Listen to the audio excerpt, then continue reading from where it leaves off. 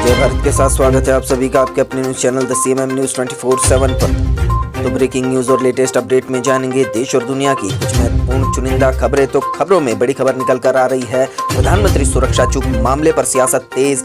अब पंजाब के मुख्यमंत्री चरणजीत सिंह चन्नी ने भी कर दिया तमतमाता ट्वीट। उसी के साथ जानेंगे समीर वानखेड़े की मुश्किलें बढ़ सकती है। साथ ही खबर आ रही है, कोरोना के नए ओमिक्रॉन वेरिएंट ने चिंताएं बढ़ा दी है। कई राज्यों में संक्रमण काफी हद तक फैल चुका है, भयानक परिस्थिति में कोरोना जा सकता है। उसी के साथ खबर में जानेंगे, कई राज्यों में कई जिलों में कोरोना के कारण नाइट कर्फ्यू लग चुका है, पाबंदियां लगाई जा रही है। उसी के साथ खबर में जानेंगे, नागपुर में आतंकी हमले की साजिश, जैश के आतंकियों ने रैकी की थी, आरएसएस मुख्यालय के बाहर सुरक्षा बढ़ी है। उसी के साथ जानेंगे, मौसम का मिजाज कहां कितनी बारिश और बर्फबारी हुई है। तो सारी की सारी खबरें बहुत ही महत्वपूर्ण और चुनिंदा है। वीडियो को एंड तक जरूर देखिए और लाइक शेयर और सब्सक्राइब कर दीजिए हमारा चैनल, ताकि आपकी कोई भी न्यूज अपडेट मिस ना हो। हेलो दोस्तों, आज तारीख हो चुकी है 8 जनवरी 2022 और दिन हो चुका है शनिवार। तो पहली बड़ी खबर आ रही है, पीएम सुरक्षा चूक केस से रिलेटेड।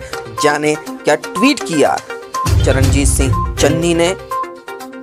तो पंजाब के मुख्यमंत्री चरणजीत सिंह चन्नी ने ट्वीट किया है कि जिसे कर्तव्य से ज्यादा जान की फिक्र हो, उसे भारत जैसे देश में बड़ी जिम्मेदारी नहीं लेनी चाहिए। जी हां दोस्तों, दरअसल प्रधानमंत्री नरेंद्र मोदी की सुरक्षा में चूक के मामले पर सियासत जारी है। प्रधानमंत्री नरेंद्र मोदी की सुरक्षा में चूक मामले पर सुप्रीम कोर्ट में अगली सुनवाई सोमवार को होनी है। पंजाब के फिरोजपुर में बीते बुधवार को प्रधानमंत्री नरेंद्र मोदी की सुरक्षा चूक का मामला गरमाता ही जा रहा है। पंजाब के मुख्यमंत्री चरणजीत सिंह चन्नी ने एक बार फिर से सीधा पीएम मोदी पर निशाना साधा है। पीएम मोदी पर निशाना साधते हुए चरणजीत सिंह चन्नी ने शुक्रवार देर रात को सरदार वल्लभ भाई पटेल की फोटो के साथ उनके एक उद्धरण को ट्वीट किया है। चरणजीत सिंह चन्नी ने ट्वीट कर लिखा है कि जिसे कर्तव्य से ज्यादा जान की फिक्र हो, उसे भारत जैसे देश में बड़ी जिम्मेदारी नहीं लेनी चाहिए। सरदार वल्लभ भाई पटेल। बढ़ते अगली खबर की ओर। तो अगली खबर में, दिल्ली में कोरोना के 17,000 से ज्यादा नए मामले, स्वास्थ्य कर्मियों की छुट्टियां हो चुकी है रद्द। जहां दोस्तों, स्वास्थ्य कर्मियों की छुट्टियां रद्द कर दी गई है क्योंकि कोरोना के मामले ज्यादा आ रहे हैं। भारत चीन के बीच 12 जनवरी को होगी 14वें दौर की सैन्य वार्ता। जी हाँ दोस्तों, 12 जनवरी के दिन 14वें दौर की सैन्य वार्ता होनी है। क्या क्या मुद्दे हैं, इसको न्यूज में हम बताएंगे आपको। 12 जनवरी को भारत और चीन सैन्य वार्ता करने वाले हैं। मुख्य रूप से हॉट स्प्रिंग को लेकर हो सकती है चर्चा। बेनतीजा ही रही थी 13वें दौर की बातचीत। नई दिल्ली से खबर आ रही है, भारत और चीन के सैन्य प्रतिनिधि आगामी 12 जनवरी को दोनों देशों के बीच सीमा विवाद को कम करने के तरीकों पर विचार विमर्श कर सकते हैं। पूर्वी लद्दाख के करीब वास्तविक नियंत्रण रेखा यानी LAC पर बने गतिरोध को दूर करने के लिए भारत और चीन कोर कमांडर स्तरीय वार्ता का 14वां ये दौर होगा सैन्य वार्ता का, जिसमें शेष तनाव वाले क्षेत्रों जैसे डेप्सांग, हॉट स्प्रिंग और अन्य में सैनिकों को पीछे हटाए जाने पर ध्यान केंद्रित किया जाएगा। तो इस खबर में जानेंगे, सभी अंतर्राष्ट्रीय यात्रियों के लिए 7 दिन का होम क्वारंटाइन अनिवार्य, नई गाइडलाइंस की गई है जारी। जहां दोस्तों, ओमिक्रॉन का खतरा बढ़ने के कारण नई गाइडलाइंस जारी की गई है।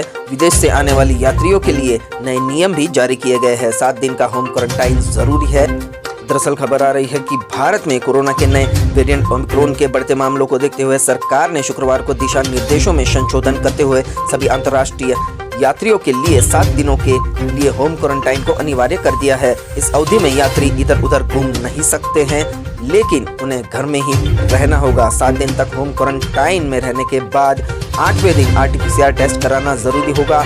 नए सरकारी सर्कुलर में कहा गया है कि नई मानक संचालन प्रक्रिया 11 जनवरी 2022 से अगले आदेश तक प्रभावी रहेगी। बढ़ते अगली खबर की ओर। तो अगली खबर में जानेंगे, मनीष गुप्ता हत्याकांड के बारे में CBI ने आरोपी पुलिसकर्मियों के खिलाफ चार्जशीट दाखिल की। जहां दोस्तों, कानपुर के मनीष को गोरखपुर के 6 पुलिस वालों ने मारा है। CBI ने दाखिल की है चार्जशीट। इंस्पेक्टर सहित सभी पुलिस वाले अब तिहाड़ जेल भेजे जाएंगे। तो स्क्रीन पर आप इनकी तस्वीरें देख सकते हैं। जगत नारायण और अजय मिश्र, राहुल दुबे, विजय यादव, कमलेश यादव और प्रशांत आरक्षी, इन सबको अब तिहाड़ जेल भेजा जाएगा। जी हाँ दोस्तों, अब खबर में जानेंगे, कानपुर के प्रॉपर्टी डीलर मनीष गुप्ता की गोरखपुर के राम गढ़ताल के इलाके के कृष्णा पैलेस में 27 सितंबर की रात पुलिस की पिटाई से मौत हो गई थी। होटल में मौत के बाद परिवार वालों ने पुलिस की पिटाई से मौत का आरोप लगाया था। इस मामले में मनीष गुप्ता की पत्नी मीनाक्षी ने रामगढ़ताल थाने पर तैनात रहे इंस्पेक्टर JN सिंह दरोगा, अक्षय मिश्र और राहुल दुबे, विजय यादव, कांस्टेबल कमलेश यादव और आरक्षी प्रशांत सहित 6 पुलिसकर्मियों पर पति की हत्या का केस दर्ज कराया था। सभी पुलिसकर्मी वर्तमान में गोरखपुर जेल में ही बंद है। देखते अगले समाचार। तो गुजरात में नए प्रतिबंध लगाए गए, नाइट कर्फ्यू की टाइमिंग बदली गई। कोरोना के 5000 से ज्यादा नए मामले सामने आए हैं। या दोस्तों, गुजरात से भी कोरोना के मामले सामने आ रहे हैं। संक्रमण की रफ्तार से फिर पाबंदियों का दौर लौटा है। पहली से 9वीं तक की ऑफलाइन पढ़ाई बंद हो चुकी है। कर्फ्यू अब रात 10 से सुबह 6 बजे तक किया गया है। गुजरात में कोरोना के बढ़ते मामलों को देखते हुए नए प्रतिबंध लागू किए गए हैं। गुजरात के 8 महानगरों में नाइट कर्फ्यू की समय सीमा बढ़ाकर रात 10 बजे से सुबह 6 बजे तक की कर दी गई है। वहीं खुले में शादी समारोह में 400 लोग और बंद हॉल में हॉल की कैपेसिटी के हिसाब से 50% लोग ही अब शामिल हो सकते हैं, जिसकी मैक्सिमम लिमिट 400 ही रहेगी। वहीं गुजरात में अंतिम संस्कार में केवल 100 लोग ही शामिल हो सकते हैं। Swimming pool, cinema hall, library, auditorium, assembly hall 50% capacity के साथ ही ऑपरेट होंगे। होटल और रेस्टोरेंट 75% कैपेसिटी के साथ ही सिर्फ रात 10 बजे तक खुले रहेंगे। वहीं होम डिलीवरी रात 11 बजे तक ही हो सकेगी। पार्किंग रात 10 बजे तक ही खुले रह सकेंगे। तो ये सारी की सारी गाइडलाइंस गुजरात की तरफ से आ रही है। बढ़ते अगली खबर की ओर। तो अगली खबर में हम जानेंगे कोरोना वायरस से दिल्ली में DDMA ने नई गाइडलाइंस जारी की। जनवरी के पहले 6 दिन में 20 लोगों की मौत हो चुकी है। तो दिल्ली में बेकाबू कोरोना संक्रमण और बाजारों में उमड़ने वाली भीड़ को काबू करने के लिए दिल्ली आपदा प्रबंधन प्राधिकरण DDMA ने शुक्रवार को नई गाइडलाइन जारी की है। गैर आवश्यक वस्तुएं बेचने वाली दुकानों के खुलने में सम विषम नियम का उल्लंघन होने के मद्देनजर DDMA ने शुक्रवार को सभी जिला अधिकारियों को अपने अपने अधिकार क्षेत्र में पड़ने वाली सभी दुकानों को संख्याबद्ध करने को कहा है। देखते अगले समाचार। अगले समाचार में है कोविड-19 पर सख्त हुई राजस्थान सरकार, गाइडलाइंस न मानने वालों से वसूलेगी भारी जुर्माना। तो राजस्थान से खबर आ रही है कि आयोजनों में अधिकतम 100 व्यक्तियों के सम्मिलित होने की अनुमति होगी। कार्यक्रमों के बारे में सरकार को ऑनलाइन या हेल्पलाइन नंबर पर सूचित करना आवश्यक होगा और निर्देशों का पालन नहीं करने पर 10,000 रुपए जुर्माना भी तय किया गया है। तो कोरोना के चलते राजस्थान सरकार ने भी सख्तियां बढ़ा दी है। बढ़ते अगली खबर की ओर। अगली खबर में है फीफा पुरस्कारों की दौड़ में मेसी, सलाह और लेवांडोस्की शामिल, रोनाल्डो को नहीं मिली जगह। जहां दोस्तों महान फुटबॉलरों में गिने जाने वाले रोनाल्डो को जगह नहीं मिली है। दरअसल क्रिस्टियानो रोनाल्डो को फीफा के 2021 के सर्वश्रेष्ठ खिलाड़ी के पुरस्कार के लिए शुक्रवार को चुने गए आखिरी 3 सदस्यों में जगह नहीं मिली। इसमें लियोनेल मेसी और रॉबर्ट लेवांडोस्की के साथ लिवरपूल के फॉरवर्ड मोहम्मद सलाह को नामित किया गया है। मेसी इस पुरस्कार को 6 बार जीत चुके हैं, जबकि लेवांडोस्की ने पिछली बार इस खिताब को जीता था। इस पुरस्कार समारोह का आयोजन 17 जनवरी को होने वाला है। बढ़ते अगली खबर की ओर। अगली खबर में जानेंगे पुरी जगन्नाथ मंदिर में दर्शनार्थियों का प्रवेश 31 जनवरी तक प्रतिबंध है। ओडिशा के पुरी में स्थित प्रसिद्ध जगन्नाथ मंदिर में श्रद्धालुओं का प्रवेश 31 जनवरी तक प्रतिबंधित किया गया है। अधिकारिक सूत्रों के अनुसार मंदिर में शनिवार से 31 जनवरी तक श्रद्धालुओं का प्रवेश प्रतिबंधित रहेगा।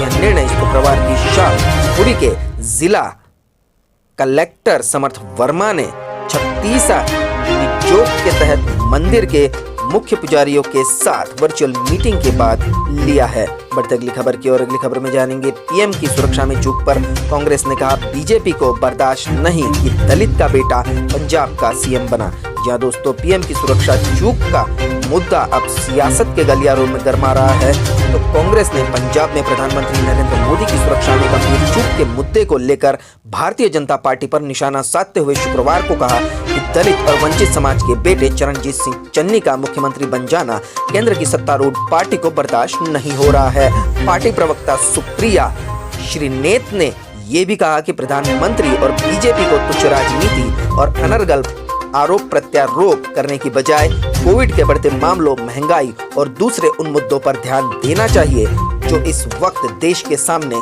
चुनौती बनकर खड़े हैं। बढ़ते अगली खबर की ओर। तो अगली खबर में है अयोध्या के अलावा देश के कई हिस्सों में महसूस किए गए भूकंप के झटके। तो राष्ट्रीय भूकंप विज्ञान केंद्र ने दी जानकारी। उत्तर प्रदेश में भूकंप के झटके महसूस किए गए। इसके बाद लोग काफी डर सहम गए और अपने घरों से बाहर निकलने लगे। बताया जा रहा है कि गुरुवार को आधी रात में ही भूकंप के झटके महसूस हुए थे। हालांकि कड़ाके की ठंड के कारण लोग घरों में थे, लेकिन जैसे ही धरती डोली तो लोग घरों से बाहर निकलकर भागने लगे। शुक्रवार को भी कहीं कहीं ऐसी आशंकाएं थी, लेकिन भूकंप के झटके नहीं आए। अयोध्या में भूकंप के झटके महसूस नहीं किए गए, जबकि रात 12 बजे भी भूकंप के आने की खबर थी। जानते हैं अगली न्यूज अपडेट। इस समाचार में जानेंगे कोरोना के नए मामलों का आंकड़ा 1.30 लाख के पार। महाराष्ट्र में 40,925 केस। बंगाल और दिल्ली में विस्फोटक हुए हालात।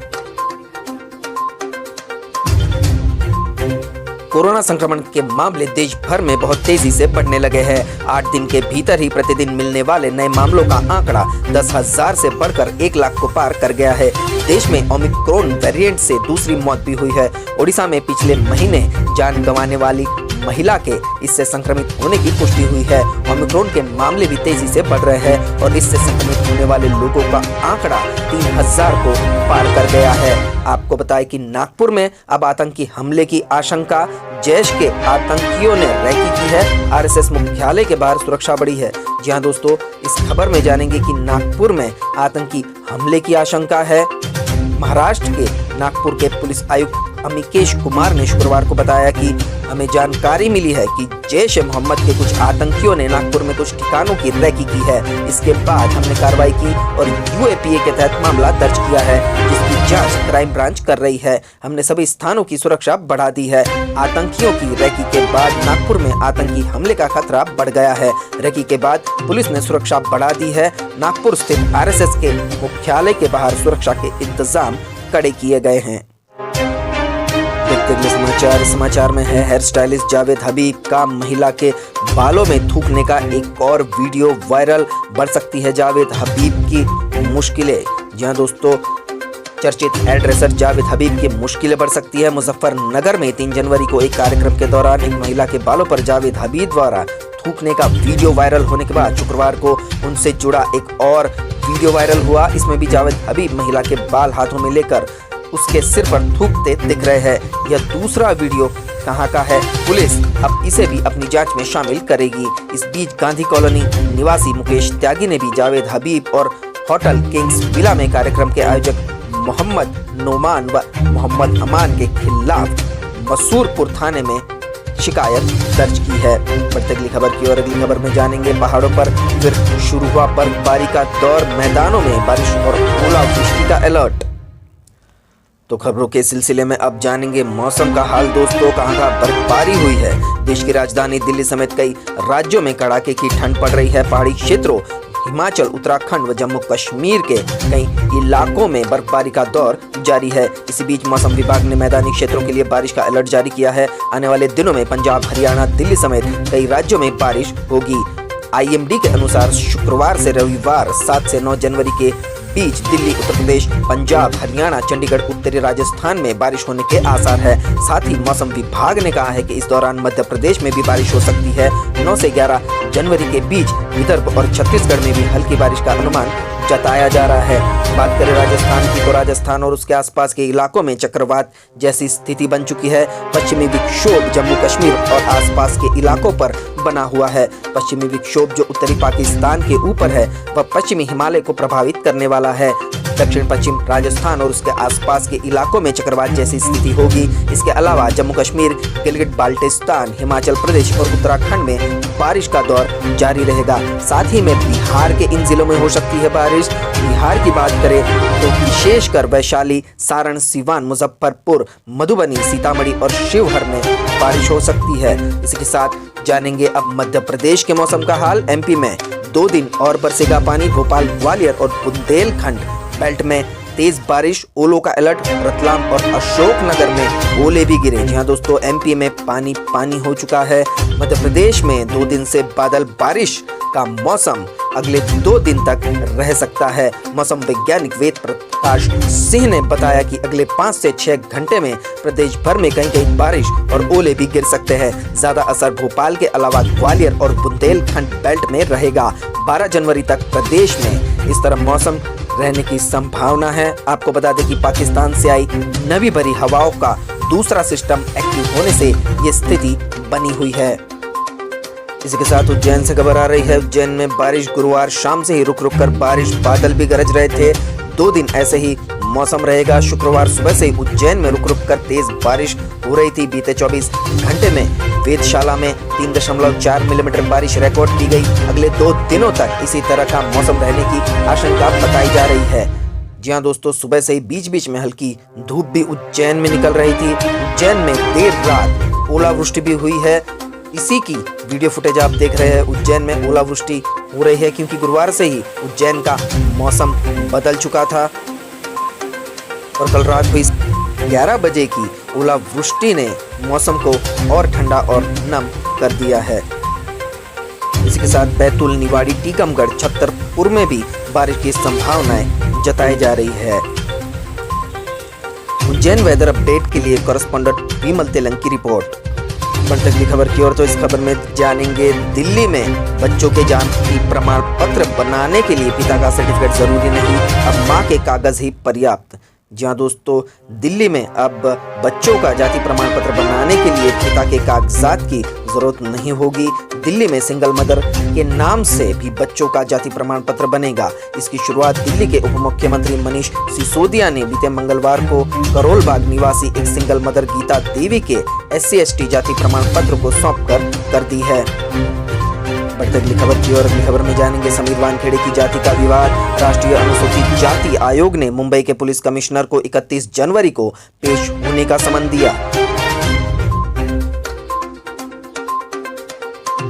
नारकोटिक्स कंट्रोल ब्यूरो के पूर्व जोनल डायरेक्टर समीर वानखेड़े से जुड़े उत्पीड़न मामले में राष्ट्रीय अनुसूचित जाति आयोग ने मुंबई के पुलिस कमिश्नर को 31 जनवरी को आयोग के अध्यक्ष विजय सांपला के सामने व्यक्तिगत रूप से पेश होने के लिए कहा है। NCSC समीर वानखेड़े की उस शिकायत की जांच कर रहा है जिसमें उन्होंने कहा था कि नवाब मलिक ने उनके दलित होने के बावजूद उन्हें मुस्लिम धर्म का बताया। इससे उनका और उनके परिवार का मानसिक उत्पीड़न हुआ है। पुलिस आयोग को जारी समन में NCSC निदेशक ने कहा कि अध्यक्ष विजय सांपला ने 31 जनवरी को सुबह 11 बजे आपके साथ लोकनायक भवन नई दिल्ली में अपने कक्ष में व्यक्तिगत रूप से एक बैठक तय की है। इसलिए आपको कार्रवाई रिपोर्ट और संबंधित फाइलों की केस डायरी सहित सभी प्रासंगिक दस्तावेजों के साथ सुनवाई के लिए व्यक्तिगत रूप से पेश होना पड़ेगा। तो ये मुद्दा है समीर वानखेड़े से रिलेटेड। बढ़ते अगली खबर की ओर, तो अगली खबर में जानेंगे पंजाब में घातक हो रहा कोरोना, 2901 नए संक्रमित मिले। होशियारपुर में एक की मौत, 88 मरीज लाइफ सेविंग सपोर्ट पर। पटियाला में हालात और भी चिंताजनक। जहां दोस्तों पंजाब में डराने लगी है अब कोरोना की तीसरी लहर। 8 से ज्यादा जिलों में 100 से ज्यादा केस आए हैं, इनमें से 200 से ज्यादा पॉजिटिव है। 12 जिलों में 50 से कम संक्रमित मिले हैं, लेकिन अभी भी चिंता का माहौल बना हुआ है। पंजाब में कोरोना महामारी घातक होने लगी है। शुक्रवार को होशियारपुर में एक मरीज ने दम तोड़ दिया। वहीं 24 घंटे के दौरान 2901 नए मरीज मिले हैं। पंजाब के 7 जिलों में कोरोना के मरीजों का आंकड़ा 100 से ज्यादा रहा। पंजाब में ओमिक्रॉन के भी 7 केस मिल चुके हैं। बढ़ते अगली खबर की ओर, तो अगली खबर आ रही है गुजरात से। गुजरात सरकार का फैसला, वन्य जीवों के हमले में मानव मृत्यु होती है तो अब 5 लाख गाय भैंस की मृत्यु पर 50,000 का मुआवजा देगी सरकार। गुजरात में जंगलों और अभयारण्यों में और उसके आसपास रहने वाले वन्य जीवों के हमलों के परिणाम स्वरूप मानव मृत्यु और पशु मृत्यु हो जाने की घटनाएं समय समय पर सामने आती है। ऐसे मामलों में राज्य सरकार ने नागरिकों को भुगतान की जाने वाली मुआवजे की दरों में काफी सुधार किया है और नई दरें तय की है। राज्य के वन और पर्यावरण विभाग की एक सूची के अनुसार राज्य सरकार द्वारा वन्य जीवों के हमलों के कारण मानव मृत्यु, घायल और जानवरों की मौत के मामलों में मुआवजे की नई दरों में वृद्धि की गई है। मानव मृत्यु के मामले में पहले प्रति व्यक्ति 4 लाख रुपए की सहायता दी जाती थी, अब इसे बढ़ाकर 5 लाख रुपए किया जाएगा। तो आगे की न्यूज में जानते हैं बर्फबारी का हाल। हिमाचल में बर्फबारी, केलांग में पारा 9 डिग्री, प्रदेश में 238 सड़कें बंद, बिजली व पानी की योजनाएं बाधित और आज कल बर्फबारी का भी है अलर्ट। जी हाँ दोस्तों, बर्फबारी शुरू हो चुकी है। हिमाचल प्रदेश से खबर आई है। प्रदेश के ऊंचाई वाले क्षेत्रों में रुक रुक कर बर्फबारी का दौर जारी है, इससे प्रदेश वासियों की मुश्किलें बढ़ गई है। भारी बर्फबारी के कारण देश की 238 सड़कों पर भी यातायात अभी बाधित है। 116 बिजली के पोल बर्फबारी के कारण टूट गए हैं और पानी की 7 स्कीमें भी प्रभावित हुई है। भारी बर्फबारी के कारण लाहौल स्पीति जिला के 162, चंबा के 46, कुल्लू के 18, किन्नौर की 8, मंडी की 3 और शिमला की 1 सड़क यातायात की आवाजाही के लिए बंद है। तो इसी के साथ आज के ब्रेकिंग न्यूज और लेटेस्ट अपडेट यही समाप्त होते हैं। वीडियो को पूरा देखने के लिए आप सभी का बहुत बहुत धन्यवाद। अगर वीडियो अच्छा लगा हो तो लाइक कीजिए, शेयर कीजिए, सब्सक्राइब कीजिए हमारे चैनल को, जो कि बिल्कुल भी फ्री है, ताकि हर रोज ऐसी ही न्यूज अपडेट आपको मिलती रहे। मिलते अगली न्यूज अपडेट के साथ। आपका दिन खुशनुमा रहे। Thank you, take care, good bye, जय भारत।